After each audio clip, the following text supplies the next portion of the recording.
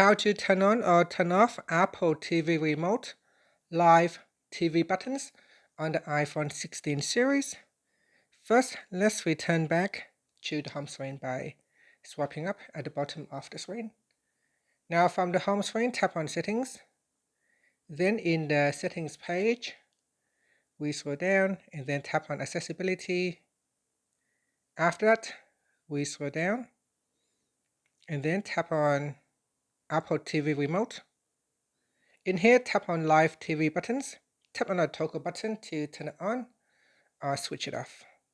And that's it. Here it said Always Display Guide and Channel buttons. So if you turn it on, you'll be able to use Live TV buttons with your Apple TV Remote. And that's it. After, you can tap on the back key or simply swipe up to return back to the home screen. Thank you for watching this video. Please like and subscribe to my channel for more videos.